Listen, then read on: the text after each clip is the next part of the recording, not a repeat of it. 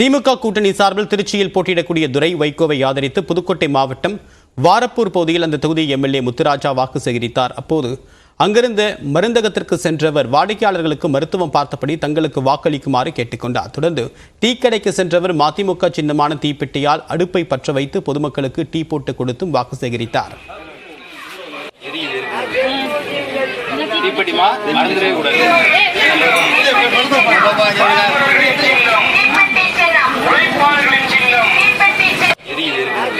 கடுமையாக விமர்சித்த பாமக நிறுவனர் டாக்டர் ராமதாஸ் தற்போது யூடர்ன் அடித்திருப்பதாக சேலம் திமுக வேட்பாளர் செல்வ கணபதி குற்றம் சாட்டியுள்ளார். ஒரு நாள் ஒரு களம் ஒருமுகம் நிகழ்ச்சியில் பேசியவர் பாமக பாஜக கூட்டணி குறித்து தன்னுடைய பார்வையை முன்வைத்தார்.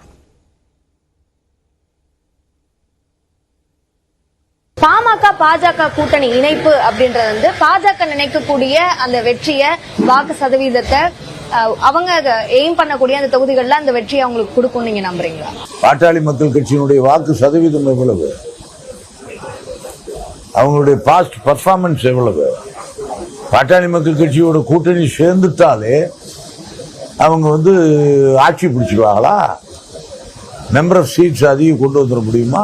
இப்போ 2026 தான் இலக்கு. அந்த அடிப்படையில தான் நாங்க அதிமுக இல்லாம பாஜக நாங்க கூட்டணியில இணைந்தோம். பாமகவோட முதலமைச்சர் அப்படின்ற கனவு இதன் மூலமா நாங்க அடைஞ்சுக்குவோம் அப்படின்ற அடிப்படையில சில முக்கியமான கருத்துக்கள் பாஜக கூட்டணியில சேர்ந்ததை பத்தி அன்புமணி ராமதாஸ் சொல்றாரு. அந்த வியூகத்தை பத்தி நீங்க என்ன நினைக்கிறீங்க? இதே பாட்டாளி மக்கள் கட்சியினுடைய தலைவர் ராமதாஸ் ஐயா என்ன சொன்னாங்க பத்திரிகையாளர் சந்திப்புல, பிரதமர் மோடிக்கு எவ்வளவு மதிப்பெண் போடுவீங்கன்னு கேட்டதுக்கு 0க்கு கீழே ஏதாவது மதிப்பெண் இருக்கலாம்னு சொன்னார். எந்த அடிப்படையில் சொன்னாரு? இன்னைக்கு அவங்க பேசுறது என்ன? அப்படியே யூடர்ன், ஒரு நிர்பந்தத்தின் அடிப்படையில் அவர்கள் இன்றைக்கு சேர்ந்திருக்கலாம். ஆக இது ஒரு சந்தர்ப்பவாதமே ஒழிய இது உறுதியான இறுதியான கொள்கை அடிப்படையிலான கூட்டணி நீங்க எப்படி சொல்ல முடியும்?